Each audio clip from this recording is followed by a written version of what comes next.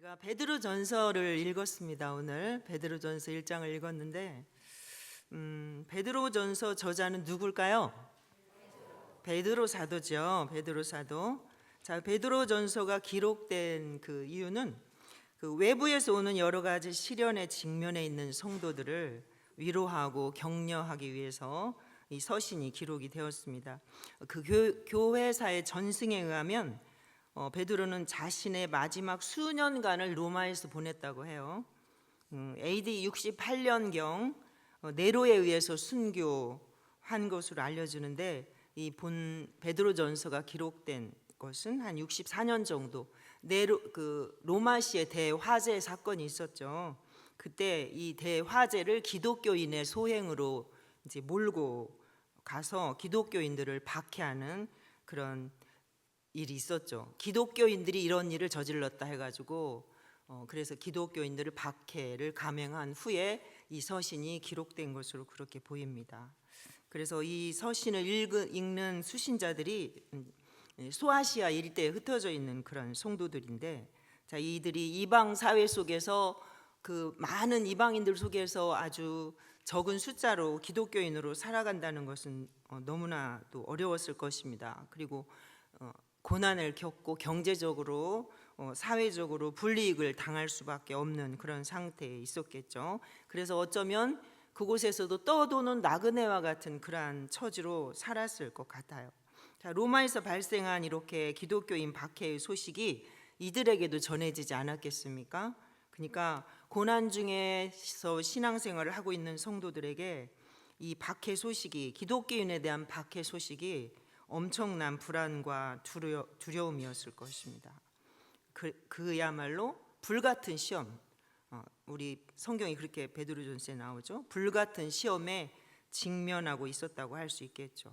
그래서 베드로전서는 바로 이러한 상황에서 기록된 서신으로 이런 정말 불시험에 직면한 성도들에게 어떻게 하면 이 시험을 잘 이겨낼 수 있을까, 이 고난 가운데서 어떻게 하면 신앙을 잘 지킬 수 있을까라는 것을 염두에 두고 이 어려움을 극복하도록 하기 위해서 기록됐다고도 말할 수 있겠습니다. 우리 본문 앞서 12절은 그리스도에 대한 비밀은 선지자들이 부지런히 연구하였고 또 하나님 가까이 있는 천사들도 살펴보기를 원하는 것이었다, 이렇게 말씀하고 있죠. 자, 그런데 그 복음을 우리가 받았다. 천사들도 알기를 원했던, 살펴보기를 원했던 그 복음을, 그 그리스도에 대한 비밀을 우리가 받았다. 자, 그러므로 복음을 받은 성도들에게 어떻게 하라고 명령하고 있는지가 오늘 우리가 읽은 말씀이라고 할 수 있습니다. 13절에 먼저 보면, 자, 그러므로 너희는 이런 복음을 받았기 때문에 그러므로 너희 마음의 허리를 동이고 근신하여, 이렇게 시작을 하죠. 마음의 허리를 동이라, 이렇게 말합니다. 그러므로 너희 마음의 허리를 동이고 근신하여 예수 그리스도께서 나타나실 때에 너희에게 가져다 주실 은혜를 온전히 바랄지어다 라고 말씀합니다. 자, 마음의 허리를 동이라, 이렇게 명령하죠. 허리를 동이라는 말은 급한 일을 당할 때를 대비해서 경계태세를 취하라는 말입니다. 마치 이스라엘 백성들이 애굽에서 탈출할 때에 급하게 허리를 동이고 급하게 유월절 어린 양을 먹었을 때 그때와 같은 모습으로 그렇게 허리를 동이라고 이야기하고 있는 것입니다. 자, 오늘 영적 이스라엘인 이 기독교인들, 그리스도인들은 육신의 허리가 아닌 마음의 허리를 동이고 범사에 긴장된 자세로 하나님의 음성에 귀를 기울이며 우리가 살아가야 합니다. 다시 말하면 주위의 핍박과 어떠한 어려움과 혼란한 상황에서도 우리의 신앙이 흔들리지 말고 또 사단에게 틈을 주어서는 안 된다는 것이죠. 자, 근신하라, 이렇게 나오죠. 허리를 동이고 근신하여. 근신하여라는 표현은 술 취하지 말고 정신을 차려라, 이 말입니다. 성경에서 항상 충고나 또 권고, 훈계 이런 거 할 때 사용되는 말이 근신하라라는 말이죠. 자, 너희에게 근신하여 너희에게 가져다 주실 은혜를 온전히 바랄지어다, 이렇게 말씀하시죠. 그런데 이 성경 이 부분을 대부분의 성경이 뭐 개역, 한글, 쉬운 성경, 공동 번역, 새 번역 거의 다가 이 여러분에게 내려주실 은총을 끝까지 기다리십시오 이렇게 번역을 하고 있더라고요. 자, 이 은혜는 그리스도께서 영광 중에 다시 오실 마지막 날에 성취될 구원에 대해서 이야기하고 있는 것이죠. 베드로는 환난 가운데 있는 성도들에게 구원의 날이 반드시 온다는 것, 구원의 날은 예수님이 이 땅에 오시는 것은 분명한 사실이다. 반드시 그날은 온다라는 것을 다시 말하고, 그날이 되면 모든 이 환난과 어려움에서도 우리가 해방될 것이기 때문에 그 은혜를 끝까지 기다리라 이렇게 말씀을 하고 있는 것입니다. 자, 그리고 15절부터는 우리가 거룩한 삶을 살아야 하는 이유에 대해서 언급을 하고 있죠. 자, 15절을 한번 우리 같이 읽어볼까? 15절 시작. 오직 너희를 부르신 거룩한 이처럼 너희도 모든 행실에 거룩한 자가 되라. 아멘. 자, 왜 우리가 이렇게 거룩한 삶을 살아야 하는가 하는 첫 번째 이유는 우리 하나님이 거룩하신 분이기 때문에 그렇습니다. 자, 성도를 부르신 자가 거룩하기 때문에 하나님처럼, 우리를 부르신 그 하나님처럼 우리도 모든 행실에 거룩한 자가 되어야 하는 것입니다. 자, 여기에서 거룩은 그 유대인들이 지키던 유전, 다시 말하면 뭐 그릇을 깨끗해 한다든가, 먹기 전에 부지런히 손을 씻거나, 시장에서 돌아오면 반드시 물을 뿌리고 나서 먹거나, 잔과 주발을 또 씻는 그런 관습, 이런 것을 거룩이라고 표현하는 것이 아니라 거룩하신 하나님과 교제할 수 있는 영적이고 도덕적인 그러한 성결을 말하고 있는 거죠. 자, 그래서 레위기 11장 44절 말씀 생각나시죠? 내가 거룩하니 너희도 거룩할지어다 이렇게 말씀하시죠. 하나님께서, 우리를 부르신 하나님께서 거룩하기 때문에 예수님을 믿는 우리도, 하나님의 자녀가 된 우리도 거룩해져야 하는 것이 마땅한 것입니다. 그래서 레위기 말씀을 근거로 해서 너희도 거룩하라, 이렇게 거룩해야 된다라고 말씀을 하고 있습니다. 자, 두 번째는 우리가 거룩한 삶을 살아야 하는 이유는 뭐예요? 자, 17절 읽어볼까? 17절 시작. 외모로 보시지 않고 각 사람에게 이를 너희가 아버지라 부른즉 너희가 나그네로 있을 때를 두려움으로 지내라. 아멘.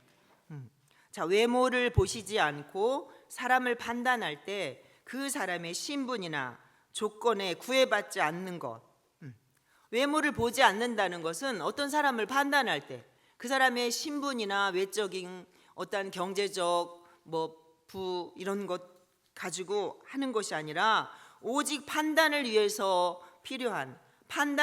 엄정하게 세워진 그 기준이나 진리 안에서 공정하게 판단을 한다는 것입니다. 하나님은 그렇게 사람을 판단한다는 것입니다. 자, 우리는 어때요? 우리는 어떤 사람을 판단할 때 그 기준을 어디에 둘까요? 그 사람을 판단할 때 겉으로 나타나는 것으로 판단을 하죠.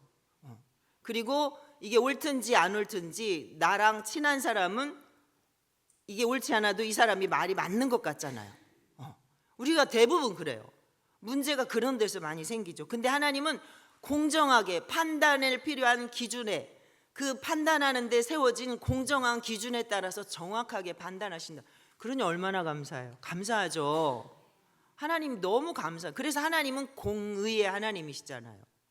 그 어떤 것에도 치우치지 않으시고 공정하게 하나님은 판단하시기 때문에. 자, 그래서 나그네로 있을 때를 두려움으로 지내라. 왜? 하나님은 우리의 행위에 따라서 정확하게 판단하시는 분이니까 우리가 이 땅에 나그네로 사는 동안에 하나님을 두려워하며 살아야 된다라고 말씀을 합니다. 자, 사람은요, 아무리 오랜 시간을 같이 지냈어도 우리의 모든 것을 다 알지는 못합니다. 내 마음 속에 있는 그 어떤 것도 다 알지 못하죠. 내게 죄악이 있음도 알지 못하죠. 내가 얼마나 연약한지 다 알지 못합니다. 내가 지금 얼마나 힘든지, 또 내가 얼마나 아픈지, 내가 누군가를 얼마나 말없이 사랑을 베풀고 있는지 알지 못하죠. 사람은 다 알 수 없습니다. 누군가를 향해서 내 마음이 힘든지, 그 사람을 내가 얼마나 정말 의지하고 있는지, 그 사람에게 얼마나 그 사람을 안타까워하고 있는지 사람은 다 알지 못하죠. 자, 그런데 누구가 아실까요? 우리 하나님, 우리 아버지 되신 하나님, 우리의 하나님이신 우리 아버지는 우리의 모든 것들을 정확하게 있는 그대로 다 보고 아시고 계시는 분입니다. 하나님은 우리의 아버지 되시기 때문에 우리가 거룩하게 살아야 된다라고 말씀을 하고 있습니다. 자, 그래서 우리는 사람들이 우리를 향해서, 나를 향해서 어떤 악한 말을 하든 어떤 악한 행동을 하든 어떤 모진 말을 해도 거기에 일일이 대응할 필요가 있어요, 없어요? 없어요. 그때 당신은 힘들고, 그때 당신은 속상하고, 그때 당신은 너무 마음이 아프죠. 그래도 오직 나를 다 아시는 하나님, 우리 아버지를 바라보면서 우리가 믿음으로 하루하루를 살아야 되는 것입니다. 자, 교회는 누가 세웠어요? 하나님께서, 예수님께서 그의 핏값으로 교회를 세우셨어요. 주는 그리스도시고 살아계신 하나님의 아들이십니다라고 하는 그 믿음의 고백 위에, 그 예수 그리스도라는 반석 위에 교회는 세워졌습니다. 사단 마귀가 아무리 교회를 흔들지라도, 아무리 성도들을 넘어뜨리려고 시험 들게 할지라도 우리가 믿음 안에, 말씀 안에 견고히 서서 거룩하게 살면 절대로 흔들리지 않습니다. 여러분, 교회는, 주님이 세운 교회는 절대로 그런 시험에 흔들리지 않습니다. 뭐가 중요해요? 그런데 내가 하나님 앞에서 말씀 붙들고 거룩하게 딱 서 있어야 사단이 흔들지 못합니다. 사단은 어떤 존재예요? 참소하는 자잖아요. 참소하고요, 사람과 사이를 이간질시킵니다.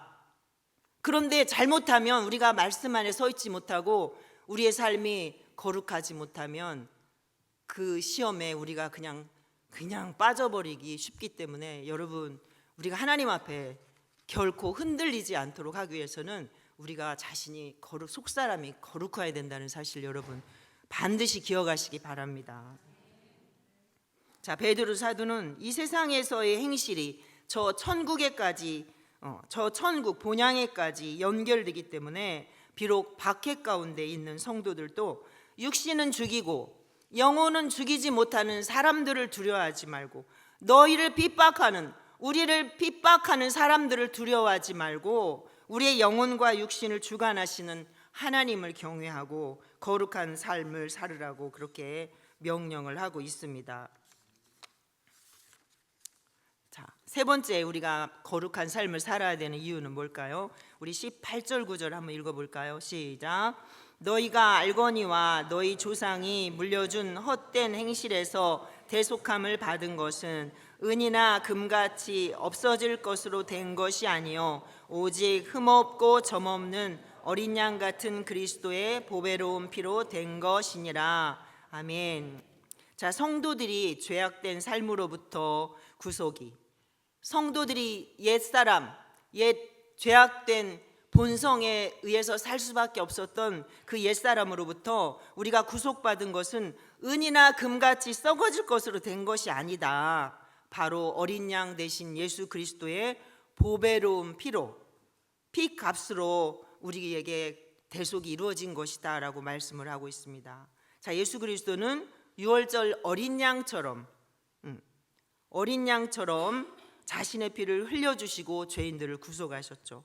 근데 여기다가 어린 양 앞에 흠없고 점없는 이렇게 표현을 했잖아요. 흠없고 점없는, 이 말은 흠결이 전혀 없는 완전 무결한 상태, 완전 무결하신 예수님의 보배로운 피로 우리를 그렇게 구속하셨다라고 말씀을 하고 있습니다. 어린 양이신 예수 그리스도는 구약의 어떤 제물과도 비교할 수 없는, 구약에 드렸던 제사는 짐승을 잡아서 드렸잖아요. 짐승과 예수님이 비교할 수 있습니까? 짐승은 완전하지 않기 때문에 해마다 한 번씩 제사를 드려야 됐지만 예수님은 단 한 번의 제사로 모든 죄인들의 죄를 다 해결을 하셨습니다. 그래서 그 어떤 구약의 제물과도 비교할 수 없는 완전 무결한 존재가 바로 예수님이라는 것을 그렇게 표현을 하고 있습니다. 완전 무결하신 예수님의 보배로운 피로 우리는 구속함을 받았기 때문에 우리가 어떻게 살아야 된다고요? 거룩하게 살아야 됩니다. 자, 네 번째 믿음의 삶의 이유는 자, 우리 21절 볼게요. 21절 시작. 너희는 그를 죽은 자 가운데서 살리시고 영광을 주신 하나님을 그리스도로 말미암아 믿는 자니 너희 믿음과 소망이 하나님께 있게 하셨느니라. 아멘. 자, 우리는 그리스도를 죽은 자 가운데서 살리신 하나님께 믿음과 소망을 둔 자들이기 때문에 우리가 거룩하게 살아야 되는 것입니다. 하나님께서 그리스도를 죽음 가운데서 부활하게 하시고 또 하늘에 오르게 하신 그 결과로 성도들은 믿음과 소망을 하나님께 둘 수 있게 되었습니다. 소망을 하나님께 둘 수 있다. 베드로는 지금 성도란 그리스도를 살리신 하나님께 믿음과 소망을 둔 자라고 그렇게 정의를 하고 있는 것입니다. 자, 이것은 또한 성도들이 그리스도의 죽음을 통해서 비로소 하나님 안에 거할 수 있는 자들, 곧 하나님과 연합된 자들이라는 그러한 의미이기도 합니다. 자, 우리 결론적으로 말씀드리겠습니다. 제가 오늘 15분만 한다고 그랬는데요, 10분이면 끝나는 것 같아요. 자, 오늘날 세상은 한마디로 거룩함이 상실된 시대다 이렇게 표현을 해요. 사람들이 거룩과 정말 거리가 먼 그런 삶을 너무나 많은 사람들이 살아가고 있죠. 자, 사단은 성도들을 미혹해서 분별력을 잃게 만들죠. 또 그리스도인답게 살지 못하도록 아주 교묘한 방법으로 성도들을 그렇게 시험을 합니다. 근데 성도들은 거기에 적절하게 대응하지 못하고 툭하면 넘어지고 툭하면 시험 들고 이러는 경우를 우리가 너무나 많이 보고 있죠. 자, 우리는 죄악된 본성대로 살았던 그 과거의 내가 아니라 예수님의 보배로운 피로 대속함을 받은 그러한 성도들이기 때문에 이제는 우리의 마음의 허리를 동이고 근신하여 예수 그리스도께서 나타나실 그때에 우리에게 가져다 주실 은혜를 끝까지 기다리시는 우리 모두가 다 되어야 합니다. 베드로 사도의 이런 말씀은 현재 박해 가운데 있는 성도들에게 아주 큰 소망을 가져다 주었을 것입니다. 현재를 살아가고 있는 우리 성도들 또한 이런 어떤 고난이나 박해나 환난이나 핍박 가운데 있을 때에 현실과 타협하지 않고 거룩함을 유지해야 합니다. 여러분, 오늘도 내일도 그리고 앞으로도 우리가 거룩한 삶을 살아가시는 저와 우리 평안 성도들이 되시기를 바라겠습니다.